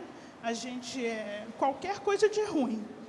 Quando o branco foge desse esquema, ele é um gênio, ele é maravilhoso, sabe? Tem ideias mirabolantes, tudo. A gente não, a gente sempre é jogado para o pejorativo. Eu tive a sorte de ter uma educação muito voltada para a subjetividade. Meus pais criaram 5 filhos, eu sou a mais velha de 5.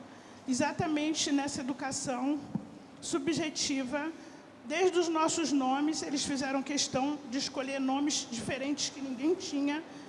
Nunca aceitaram que a gente tivesse apelido.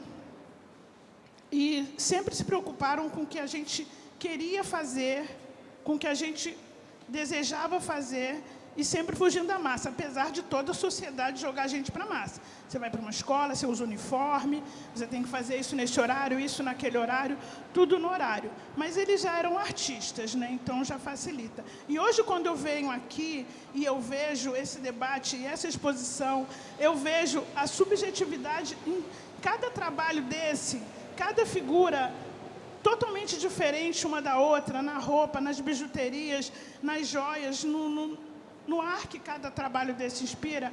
Então, é o que você falou. Eu acho que está na hora mesmo da gente fugir desse padrão, de sempre ter que falar o que os outros querem que a gente fala, sempre rezar naquela cartilha, né? E eu vejo agora que tudo está mudando. Eu sinto muita mudança. Eu sou do século passado, entendeu? Eu nasci em 60, numa época de muita opressão. Mas eu tive essa sorte de ter essa criação e hoje eu vejo quanto as coisas estão diferentes. Essa semana eu tive a possibilidade de ir numa palestra lá na UERJ, e quando eu vi o auditório da UERJ, parecia que eu estava vendo isso aqui, ó. Negro de todas as roupas, de todos os cabelos, de todos os gêneros, sabe? Eu fiquei realizada. Eu fiquei realizada quando eu vi aquilo. Eu sou fruto de uma outra geração. Eu fui sempre a única preta em todos os lugares que eu andava. Sempre fui a única. É o novo poder, né? É o novo poder. E essa passabilidade que você falou, do autoconhecimento, né, é uma coisa mesmo de dentro para fora e a gente precisa muito. É isso que vai realmente transformar. É quando a gente trabalhar o nosso autoconhecimento, a gente parar. O que eu quero fazer? Eu sei que eu tenho que trabalhar de 8 às 6, mas o que eu faria se eu não tivesse que fazer isso? Né? O que eu faria? Hoje eu perguntei para uma mãe, mas o que seu filho gosta? O que ele quer fazer? Tem 18 anos o filho e ela quer que ele saia de um trabalho. Não sei o que ele gosta. 18 anos e nem a mãe dele sabe o que ele quer fazer. Então é isso, gente, é a gente parar um minuto e saber, eu sei que eu tenho que fazer isso assim, mas se não fosse isso, o que eu faria? Quem sou eu? E aí eu acho que a gente foge um pouco, né? Aí a gente tem, porque o circo está formado, mas a gente tem que achar maneiras de estar ali, mas não está, né? E é isso, parabéns para todos. Está muito lindo o trabalho.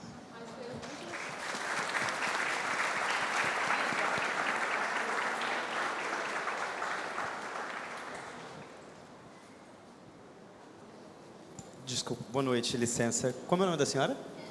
Kênia. Bem diferente mesmo o nome que seus pais deram, né? Para a época que a senhora nasceu. Boa noite, cumprimentar a todos. Eu me chamo Jonathan. E teve um momento da conversa que você, Max e Ângela estavam falando sobre o negro referência, né? E aí me veio uma palavra muito ligada à moda e à arte, que é o modelo, o negro modelo, né? Fulano é um modelo de pessoa, é um modelo de negro a ser, né? E aí, no começo, desculpa, esqueci o seu nome. Isabela. A Isabela tinha falado sobre luxo e essa coisa da riqueza e tal, da gente também fazer parte da nossa autoestima. Aí eu pergunto para vocês como é que vocês lidam com essa questão da modelagem, né? Porque a moda é muito desse lugar de impor um modelo para a gente, de ter aquilo como referência, né? Referência é muito importante dentro da moda e dentro desse lugar de luxo, e fazer essa coisa que a arte também faz, né? Esse recorte de tipo, se eu tenho uma tela de tal pessoa dentro de casa, eu sou mais refinado do que o outro que tem um de outra pessoa. Então eu queria entender assim como é que vocês trazem de ideias desse lugar de conceito de vocês de modelo, de modelagem, e de como é que a gente tenta fugir, ou se tem como a gente fugir desse pensamento de forma, né, de molde, de que a industrialização trouxe para a gente. Colocar todo mundo igual é muito mais fácil, né, deixar todo mundo padronizado. Não sei quem quiser falar, quem se sentir à vontade, a pergunta é aberta. Bom, posso? E desculpa, parabenizar o Max por não entrar nesse padrão, nesse modelo de a obra tem que ficar de tal jeito e ela precisa ser protegida e tudo mais. Eu acho que isso também é bem irreverente, só queria ressaltar isso. Parabéns. Não, então... Bom, obrigada. Eu acho que faz todo sentido. Eu vou ampliar um pouquinho para essa questão da modelagem, para a questão da forma, porque sapato, bolsa e arte, eu acho que quebra muito quando o Max faz exatamente outras formas de expor. Isso já é uma quebra de parâmetro, de estereótipo do que seria uma arte considerada, né, um padrão ou tradicional e tal. Mas eu acredito muito que a Aurora vem exatamente desse lugar. Assim, quando eu falo de propor um novo olhar sobre o luxo, é porque eu estou sempre pesquisando o resgate de histórico de que luxo sempre fez parte da gente, num conceito, numa construção inteira. Então, quando eu trabalho no calçado, a madeira, por exemplo, que é uma madeira de reflorestamento, eu estou dialogando com uma série de questões da história do Brasil, porque a gente tem o nome Brasil, porque a gente foi explorado por causa do pau-brasil. Quando eu estou criando outras formas de cores ou materiais, ou eu estou dialogando e quebrando determinadas barreiras, ou construindo um modelo que seja do 34 ao 43, eu estou propondo outras formas de diálogo que se aproximam muito mais com referências nossas, porque nós temos as nossas próprias referências, né? Essa questão de que a inspiração ou a referência ela vem eurocêntrica, isso é uma coisa muito batida e falada por aí, mas não, a gente produz. Existem vários estilistas incríveis, globais, inclusive, que estão honrando a sua própria herança cultural na África do Sul, na diáspora, em Nova York, no Brasil, e falando sobre as suas próprias histórias, né? Quando eu crio um conceito falando sobre a Grada Quilomba e a importância da potência da margem, eu estou trazendo uma história que até então seria invisibilizada e jogando isso para o mundo de uma outra forma. Então, acho que cada ação que a gente vai fazendo dentro, mesmo que seja dentro de um sistema, mas a forma como a gente vai pensando isso é a potência da nossa subjetividade. Então, é bem desse lugar, sabe? Que vai mudando. Acho que é isso.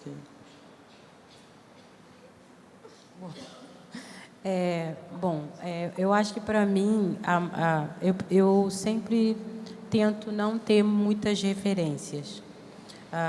Por exemplo, me encantou o painel de hoje porque é moda e arte. Porque, por exemplo, eu venho de um continente que você não tem como pesquisar moda. Nos últimos 11 anos, 10, 11 anos, a gente tem alguns livros bons de coletâneas mostrando a trajetória da moda africana. Mas, antes disso, você não tinha. né? Então, para você falar sobre o vestuário de Cabo Verde, sei lá, o vestuário, você precisa ir para as fotos de família, você precisa ir para livros de história, você tem outras fontes de pesquisa que não a moda. Então, eu acho que uma das coisas que eu faço é não tentar me inspirar na moda para criar moda. Porque aquela moda que está ali, eu nunca pertenci, ela nunca me representou, eu nunca me vi nela. Né? Pelo contrário, desde criança sempre me falaram que não teria como eu pertencer àquilo. Então, não tem como eu olhar para algo que não me espelha. Né? Agora, ao mesmo tempo, como eu não faço isso, as pessoas tendem a entender que aquilo ali não é negro, não é africano. Olha, entenda que eu sou uma mulher que está em 2023. Né? Amo, honro a minha avó, minha bisavó, mas eu não sou elas. Eu estou aqui no mundo contemporâneo, então eu posso ir buscar nas minhas referências, mas eu preciso traduzir para o meu tempo atual, porque eu quero que daqui a 50 anos alguém entenda o tempo que eu vivi. Né? Então, eu acho que é isso. Eu tento trazer para o meu trabalho as minhas diferenças da minha origem. Né? Não acho que isso é um empecilho para que você ganhe o mundo. Pelo contrário, acho que todo mundo tem que voltar na sua origem, se conhecer, saber quem é, entender de onde veio para poder levar adiante. Não é algo que tem uma interrupção, é algo contínuo. Né? Você vem da tradição e vai para a vanguarda. Acredito que existe uma continuidade. Então, eu tento fazer isso, que a minha moda reflita o meu pensar hoje, né? Bebendo das minhas origens africanas e cabo-verdianas. Né? E ela chega a pessoas no mundo todo, que eu acho que é isso. Todo mundo quer vir do Meyer, o Maxwell, não sei, é do Rio, né? Do Rio, e ir para a Espanha, ir para Paris, para Nova York, porque a criação, ela emociona, ela toca. Você conquista as pessoas, qualquer um, por emocionar. Né? Você estabelece uma conexão porque você emociona. Criar é uma arte de emocionar. Então, ela independe porque eu faço algo de Cabo Verde, eu não posso te tocar. Isso não faz sentido nenhum, sabe? Então, acredito que é dessa forma que eu tento burlar para que eu tenha algo único meu. Né? Eu não sei se eu entendi. Não sei se foi uma pergunta, acho que foi mais uma colocação, mas eu também achei ela um pouco complexa. Acho que... Pergunta mesmo. Né? Da questão da modelagem mesmo e das referências. Como é que a gente tenta fugir disso, dessa... Tipo, você se exclui de ser um homem modelo. Não, você é a sua individualidade. Eu peguei, mas eu acho que eu consigo responder isso na criação, porque eu acho que as coisas se misturam para mim. Eu acho que quando eu me identifiquei como artista, eu sempre fui artista, mas quando eu entendi que existia um campo estruturado, sei lá, uma história, profissionalização e tudo mais, para mim foi tipo instantâneo. Eu falei, cara, é isso, sabe? É isso aqui para mim. E eu acho que eu acho que isso também não é só uma atribuição do campo da arte, né? Eu acho que isso está em tudo, que é uma busca por genuinidade, talvez, não sei se é essa palavra, originalidade. E eu acho que isso também tem uma coisa, eu acho que isso, se você só busca ser original porque isso é o que é cobrado, sabe, ser o diferente, sair do modelo, talvez eu esteja me contradizendo aqui com o que eu estou falando agora, mas eu achava isso um pouco, parecia que isso estava contra o fazer, para mim, sabe, tipo, por que eu tenho que... Não sei, porque para mim em algum lugar a arte é brincadeira, sabe, é o que as crianças fazem, tudo para as crianças é encantado, né? É impressionante, exatamente tudo é encantado, desde o chão, se tem uma criança aqui, e quanto mais novo mais encantadas as coisas são. Então, se você tem uma criança aqui, sei lá, de 1 ano, ela está andando no chão, quando ela percebe a linha, isso é um outro universo. Ela olhou para cima, a luz bate diferente, sabe? Então, acho que esse estado de encantamento e de nenhuma busca por significado, quer dizer, as coisas são o que são e te afetam da maneira que, sabe? Os filtros parece que são outros, não vou nem dizer que são menos filtros, mas são filtros diferentes, né? Isso era algo que eu sempre me identifiquei mais, assim. Então, eu nunca fiquei pensando, não, eu vou agora criar algo diferente. Eu sempre achei que copiar era um caminho bom, assim, tipo, sabe, não ter vergonha na cara. Eu acho isso maneiro, pego, trago. Isso é maneiro também? Vou fazendo sample de tudo, vou pegando e trazendo tudo. E muito doido porque eu me formei, sei lá, meu projeto conclusão, grande parte dele era uma cópia da iconografia do Keith Haring, que é um artista americano muito famoso. E é muito doido porque a iconografia do Keith Haring, eu achei que ele chegou num lugar tão síntese da coisa, que parece que aquilo não é dele, sabe? É uma forma muito... Parece que aquilo é universal, é universal. Ele chegou numa simplicidade de desenho que qualquer um pode reproduzir, é quase como um patrimônio coletivo mesmo, tá ligado? Então, eu entendi isso, essa forma, falei, não, isso é genial, mano. É um dos artistas que eu mais gosto. Falei, cara... E aí eu entendi que a forma dele é uma forma muito simples de reprodução e era universalmente assimilável, poderia dizer assim. E eu estava trabalhando com um conteúdo que na época era o patins street, que é patins de manobra, que, enfim, muitos de vocês não devem conhecer, e por isso mesmo que eu peguei um conteúdo que as pessoas não assimilavam e peguei a forma mais assimilável possível, que era do Keith Haring. Então, coerentemente, para mim aquilo teve um casamento tão, sabe, tão honesto e forte conceitualmente, que eu não precisava me justificar para minha banca ou para os meus companheiros de que o que eu estava fazendo era plágio. Porque, tipo, imagina você se formar, eu fiquei 3 anos pintando o boneco do Keith Haring na rua, deve ter até hoje isso aí. Então, como que você pega uma iconografia muito famosa, de um artista muito conhecido, e fica fazendo isso quando está todo mundo te olhando de rabo de olho, né, na faculdade, onde se busca, né, é a coisa única, a teoria única. E eu levei isso a sério. Então, acho que, tipo, esse período, parecia que eu já estava entendendo, parecia que eu já tinha esse tal do autoconhecimento e talvez da autoestima, né, porque eu sabia o que eu estava fazendo, mesmo que o outro, não, né, de fora... E eu tinha autoestima para sustentar aquilo, de tipo, esse moleque é uma piada. Mas, mano, sou uma piada por 3 anos, no quarto talvez menos, no quinto... Então, acho que a busca por essa... Eu acho que eu me livrei muito rápido dessa cobrança de ser original. O que eu estava fazendo era magia, sabe? Tipo, era alquimia, não importa para onde vai, o que vão pensar disso. Eu estou muito... Como uma criança, eu estou muito envolvido com o meu chão e, de repente, aparece uma linha e eu não quero saber se essa linha tem origem, quem é o autor dessa linha. Tudo faz parte do senso comum e eu vou trazer isso para a minha prática. E aí teve uma vez que eu li uma frase do Almícar de Castro, que ele fala que é buscando a origem que você se torna original. E eu achei isso muito, muito preciso, sabe? Tipo, parece que é isso, tudo tá guardado dentro de você mesmo, né? Você é a medida de todas as coisas, sabe? Então, quando você olha para essa origem e não está muito preocupado com o julgamento ou com os modelos, né?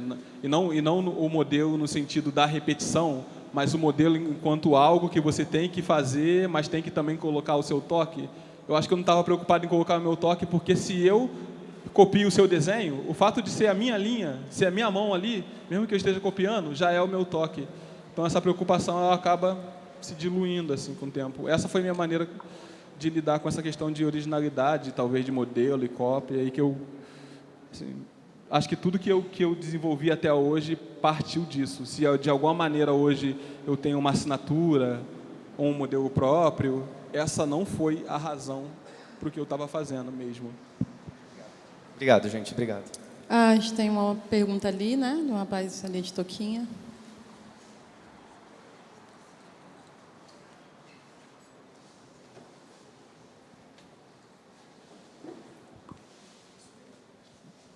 Oi, boa noite. Meu nome é Yuri, eu sou estudante de Arquitetura e Urbanismo na UFRJ. Eu componho o coletivo negro Iemastaba e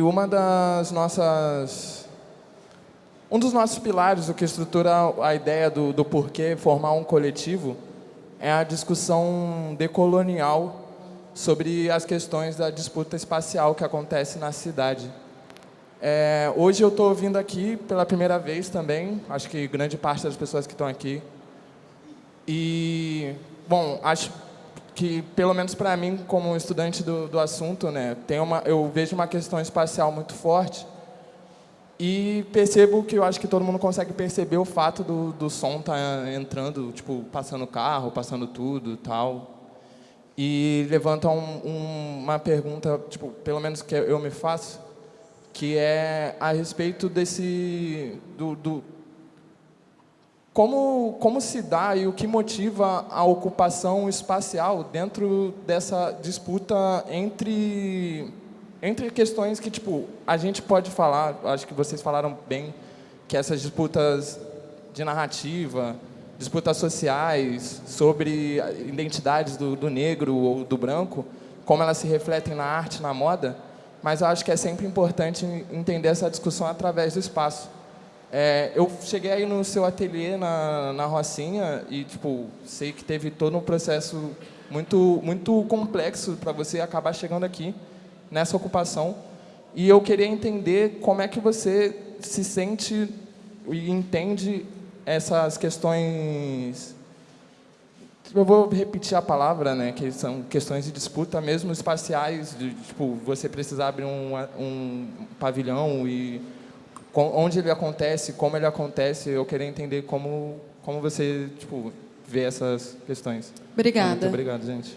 Eu queria só abrir um parênteses antes do Max falar, que eu acho que tanto Ângela quanto Isa e Max são pessoas que, no meu entendimento, não estão disputando esses lugares, não estão pensando especificamente em ocupação. Eu percebo a produção e a postura dessas pessoas como um sentimento muito grande de autonomia, de construção de autonomia. Eu acho que a ideia do pavilhão é justamente essa. Assim.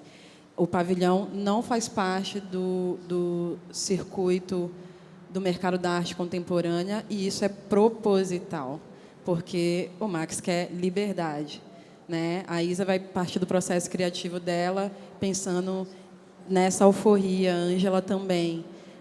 Eu acho importante pontuar isso, porque eu acho muito valoroso as disputas dos espaços, afinal de contas, como Kênia trouxe, muita coisa mudou de lá para cá, justamente por conta dessas disputas, mas essas disputas também, todo esse histórico que a gente carrega também possibilitou que já há muito tempo a gente esteja buscando autonomia. A gente pode pensar em Abdias do Nascimento na década de 40, com o Teatro Experimental do Negro. A gente pode pensar com a Frente Negra Brasileira na década de 20. A gente pode pensar em Zumbi do Palmares no século 17. A gente pode pensar nas Pretas Forras durante todo o período escravagista e no pós também. A gente pode pensar em Tia Ciata, a gente pode pensar na gente mesmo, no que a gente está fazendo e propondo nesse momento, assim, só para dar uma pontuada. Posso fazer? Próxima pergunta. Eu aqui. Eu gostaria de saber do Maxwell o que trouxe o olhar dele para próximo da moda, porque eu percebia nos trabalhos dele muito essa relação que ele comentou sobre o olhar de infância, de perceber os objetos, colocar inclusive os ícones de memória. E aqui eu vejo já uma outra ocupação espacial com mais ênfase no vestuário. E eu queria entender como foi essa passagem. E nem sei se foi uma passagem, né, mas uma provocação. E acho que eu esqueci outra coisa que eu ia falar. Obrigada.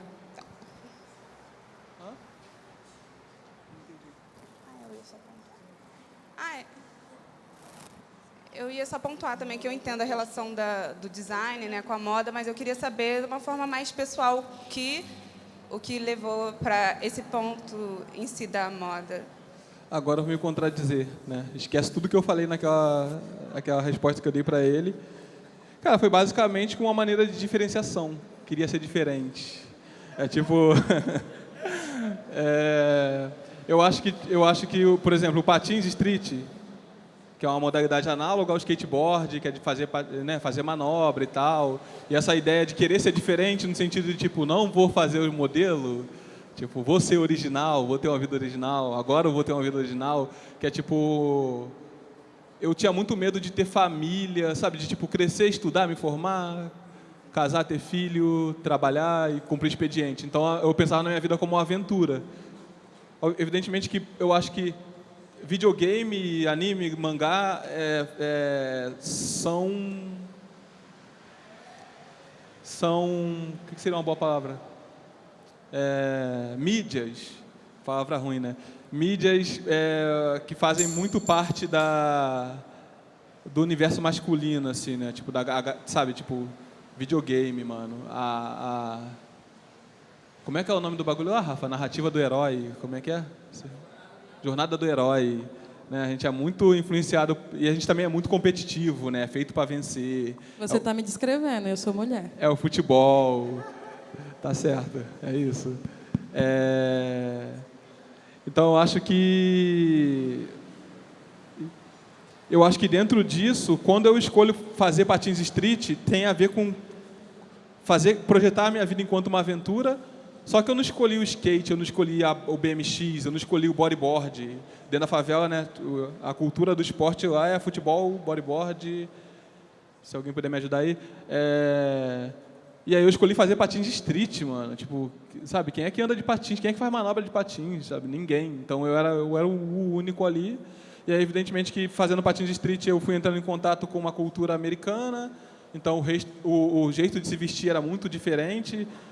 Então, sei lá, os meus ídolos dentro do patins, antes da calça skinny chegar e ser uma moda, né, tipo uma febre, eu já estava andando de calça skinny porque o meu ídolo lá fora já andava.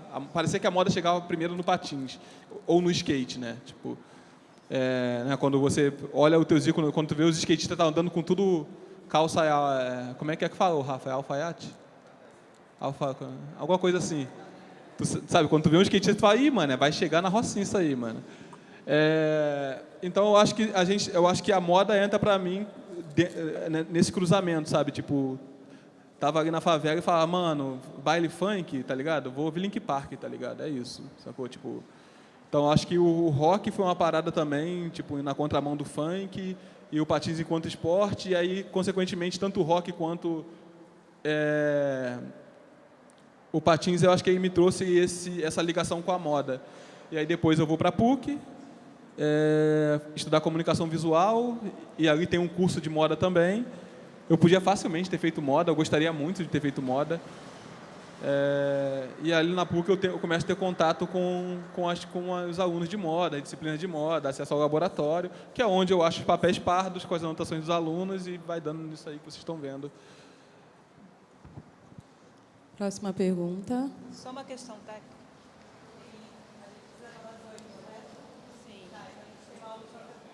É a última pergunta, gente. Aqui, Isa. Não, eu já tinha uma pessoa. Ah, que pena. Boa noite. Em 13 de fevereiro de 2022, o Maxwell disse que ele não era só um marcador social e racial numa galeria, né? Acho que esse projeto de não ser um marcador social e racial, que ele disse no mar, né? Tá check, tá, alcançou, né? Você fez a sua própria galeria. E aí eu vou refazer a pergunta que eu fiz na época, né? Como é que a gente pensa as dimensões de estética, né? Porque tem um deleite em comprar quadros representando pessoas negras, mas tem um pavor, né, branco de ver pessoas negras na rua, né? E aí eu me pergunto para você, né, como é que, e para vocês, claro, né, como lidar com essa dinâmica, né, de produzir e codificar, decodificar e ser vendido, ser lido, ser comprado, ver nos olhos, né, de galeristas e pessoas brancas todo esse prazer, né? E como pensar isso, né? Como produzir uma arte que permaneça nesse lugar, né? Na quebra, né? Tá no entre, né? Não ser capturado, conseguir se manter fugidio, fazer o skate, né? Conseguir, enfim, se manter em movimento. Eu queria muito ouvir vocês dois sobre isso, mas eu vou fazer uma colocação primeiro, porque eu acho que essa colocação pode mudar muito. É uma coisa que eu acho que é muito contraditória. Eu não tenho respostas e talvez vocês duas ou vocês três possam me ajudar. Eu não sei se eu já troquei essa ideia com a Nath, que eu acho que a arte é um desfavor na luta antirracista. Vou publicar isso amanhã. Tá escrito, né?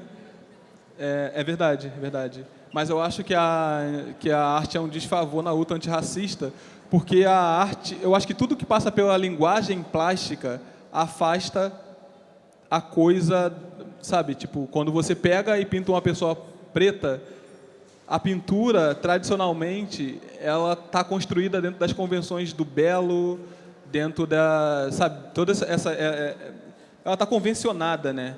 Então é por isso que quando você olha uma pessoa, uma pintura de um corpo preto, isso é pigmento, o pigmento é diferente da pigmentação da pele, né? Tipo, eu acho que eu acho que a representação ela acaba criando esse afastamento. E eu acho que a arte ela faz com que esse afastamento exista simplesmente por esse motivo, assim, né? Por essa convenção do belo mesmo, sabe? Tipo, eu não sei, eu acho que eu acabo ficando no meio dessa, porque parece que em algum lugar a minha prática está reforçando isso o tempo inteiro, né? Eu estou ali fazendo a representação, é muito contraditório, né? Porque quando você faz a representação também, você está colocando essa discussão dentro de um laudo histórico, quer dizer, o retrato como um gênero da arte ou da pintura que é muito valorizado, que sempre foi um gênero para contemplar os ricos e as pessoas importantes. Então, se você não tem retrato de pessoas negras, você não está dando importância para essa pessoa. Mas quando você retrata uma pessoa negra e você convenciona ela através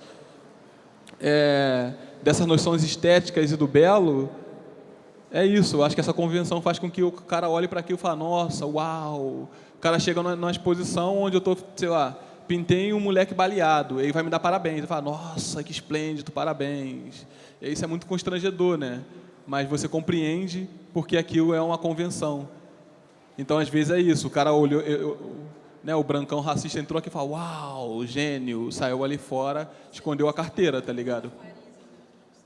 Eu não sei se vocês pudessem comentar a partir disso, assim, tipo, isso é uma coisa que eu penso constantemente, assim.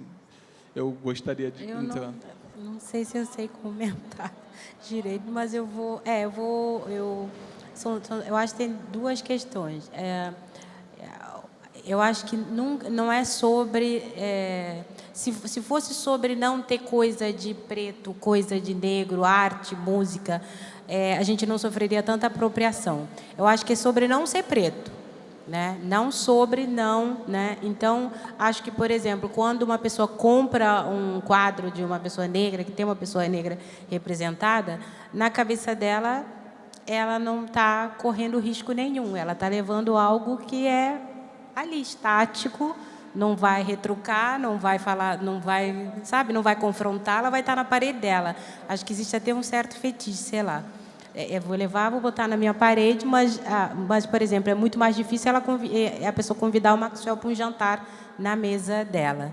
Aí já é uma outra questão, porque pode ter treta, pode não sei o que lá. Então, tem essa questão, né, que eu acho. E a outra que eu acho que ela perguntou, como é que a gente lida com a questão de fazer algo que tem as nossas origens, mas aí vender para a pessoa que tem o poder aquisitivo, que vai comprar, na grande maioria das vezes, ela é a pessoa branca, porque o dinheiro está na mão das pessoas brancas.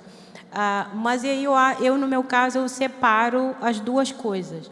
Eu acho que o capitalismo está aí, o mercado ele é amplo, eu não tenho que fazer coisas só para o preto consumir, só para o asiático consumir, só para o branco, só para o aborígene. Eu tenho que fazer algo que toque, a pessoa compra, porque aquilo ali, você vai levar algo para casa, você tem que, no mínimo, saber que você está levando aquilo para casa. Aquilo tem que fazer algum sentido na sua cabeça. Então, eu entendo que aquilo ali é uma transação comercial, no meu caso. E eu acho que todo mundo aqui, ninguém está criando ou fazendo algo e para não ter condições de comer, de levar a filha para o hospital, de vestir, de comprar remédio. Não é sobre isso que a gente está falando, né? Ao mesmo tempo, então acho que é isso. Ao mesmo tempo, você cria algo que tem a ver com a sua cultura, que são culturas muito diferentes, né? Eu falo que a gente sabe muito da nossa cultura e do outro, e do branco. Muito. Mas tem branco que nasce, vive e morre sem entrar na casa de um preto. Sem saber como a gente pensa, o que a gente faz, né? Então a gente tem essa coisa a nosso favor de ter as duas culturas, saber as duas culturas, mas a maioria deles não sabe nada sobre a gente. Enfim, não sei se ficou confuso, mas eu acho que é separar as duas coisas, talvez, que uma coisa é uma...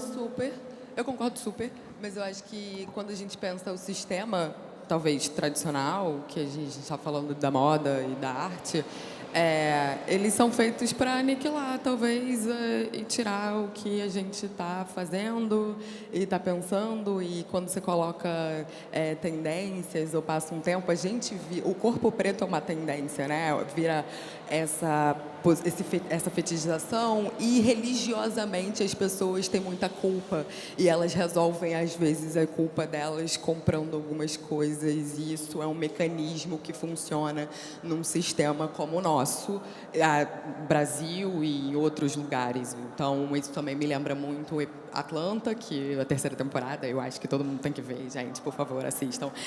Não tem uma resposta específica, eu não acho que tem uma resposta específica nem nos episódios de Atlanta, que são 2 episódios que tem de arte e moda, e que o Donald Glover, claro, é um outro lugar, porque ele está falando de Nova York e tal, mas o fato... está falando dos Estados Unidos, mas o fato de ter um rapper em ascensão que viaja numa turnê para Londres faz com que a gente tenha algumas similaridades do que está acontecendo hoje dentro do mercado da arte, como funciona o mercado da moda. E aí eu acho que não tem uma resposta precisa, porque até para nós tem muitos questionamentos de como estruturar isso, como que faz esse mecanismo funcionar e deixar ele próspero, uma vez que a gente também está fazendo as nossas potências criativas, né? Uma vez que a gente está partindo de um princípio de pensar como é que a gente está se reorganizando, e eu acho que os 3 trabalhos, nossos trabalhos, falam sobre prosperidade, falam sobre existência com naturalidade, como é que a gente cria de uma forma de sair de determinados estereótipos impostos na sociedade extremamente colonial, como é que a gente desconstrói isso. Então, realmente, se a gente está falando de um sistema, ele vai jogar com a gente, mas aí o que a gente vai fazer isso também para cuidar do que a gente está fazendo, sabe? Então, não sei se tem uma resposta, e concordo, porque eu acho que público, a gente está trabalhando e é público, mas a gente está falando das nossas coisas. Quando a gente está falando do nosso processo, é óbvio que ele tem um recorte racial. Isso é óbvio, não tem como eu falar sobre a Itália se eu não nasci na Itália, se eu não tenho, sabe? Assim, não faz sentido. Então, acho que não tem uma resposta tão precisa sobre soluções, mas são estratégias que a gente vai fazer. Deixa eu só, porque isso, eu só comentar rápido isso, na real, vou tentar comentar isso rapidamente, dentro do que o trabalho se propõe. Porque como eu não acho que eu tenho resposta, e como eu acho que isso é o lugar, estar em cima do muro, né? Quer dizer, você está convivendo com as contradições ali mesmo, né? Ao mesmo tempo que a representação bidimensional, ainda mais quando se trata de figuração preta, né, no caso que a gente está lidando, ela é ao mesmo tempo a prisão, mas ela também é a liberdade em vários sentidos, né? É isso, quando o humano preto se vê representado, ele, em algum momento ele se liberta, né? E aí eu fico pensando, por exemplo, aqui, o que eu venho discutindo em Novo Poder. Por isso que eu acho que o meu trabalho ele tem um pouco a ver com essa ideia. Eu sempre afirmei o meu trabalho enquanto um lugar de cenografia, porque era quase como se fosse um duplo lugar, né? Tipo, da teatralização e da performance constante. Então, quando eu trago... Eu acho que Novo Poder dá conta disso de uma maneira muito complexa, porque Novo Poder, ele aponta para esse lugar da representação, fala, não, o museu e a galeria é o lugar da representação e é o lugar desse poder e de concentração de capital simbólico, intelectual e financeiro. Vamos olhar para lá, porque foi feito para a gente não olhar e não dominar. Aí eu começo a profetizar isso, falar, mano, vamos para lá. E aí, na pintura, eu reforço representando essa profecia. Mas quando eu faço par de papel, e que eu olho e tem um monte de gente preta dentro da exposição, essa profecia de Novo Poder se cumpriu no ato, em par de papel. E aí essa coisa vai se alimentando, porque quando eu venho com a exposição de Novo Poder, é o retrato da rapaziada preta dentro do cubo branco. Só que isso ainda é chapado, e aí eu ainda fico um pouco constrangido. Eu falo, não, mano, tá, eu sei que a arte ela é um desfavor na luta antirracista, né, por esse motivo. Então, como que eu faço? Cara, eu tenho que convidar essa galera, por isso que eu falo, é um convite de ocupação física, sabe? Não é só o artista, a gente tem que vir e desfilar mesmo, e pertencer mesmo. E daí eu começo, tipo, em passabilidade, quando eu começo, sei lá, aqui porque, se tratando desse lugar cenográfico, e desse lugar um pouco mais sintético de Novo Poder, o que eu faço é preto, branco e pardo. Quando eu separo preto, branco e pardo, no Brasil vai ter a leitura racial, vai ter essa conotação racial, sendo que eu, enquanto artista, estou muito mais preocupado em discutir as questões semânticas, sei lá, de semiótica e da comunicação visual da história. Quando eu pinto um personagem preto no fundo branco, que é a figuração preta, que é o personagem preto, que poderia ser você, e o fundo branco, que representa o cubo branco, e o pardo, né, que representa a arte, quando eu cerro o olho, eu estou vendo ponto e estou, sei lá, testando questões visuais. Mas eu também não consigo fugir dessas questões que são as questões que a gente vive no dia a dia, né? Então, de novo, eu volto a ficar constrangido e fico tentando resolver isso ali enquanto artista, sabe? Então, aqui, por exemplo, nessa instalação, o que eu faço foi a primeira vez que eu consegui separar as coisas. Na real, na exposição Novo Poder, eu vou construindo o cubo com grandes papéis, todos pintados de branco, que são as obras que eu chamo de, né, parede cenográfica. Então, eu vou usando grandes folhas brancas para poder desenhar o cubo. Aqui, o que eu faço eu separo o objeto de arte. Então, você tem o quadro, no final, que é o pardo, né? E o cubo branco, e aí vira só uma relação do cubo branco e do personagem. Então, o foco já não é mais no objeto de arte, sabe? Não é mais, a vernissagem não é mais sobre o objeto, é sobre o indivíduo. Então, eu estou justamente tentando trazer o indivíduo para o protagonismo, sabe? Tentando tirar essa fetichização da figura. Então, eu coloco o quê? O personagem preto no fundo branco. O fundo branco acaba virando um contraste, jogando o personagem preto para frente. E aí, quando eu decido... eu não gosto muito de ficar explicando o trabalho, mas é porque as decisões são tão acertadas que parece coisa de Deus mesmo, mas é que eu trabalho muito, na real.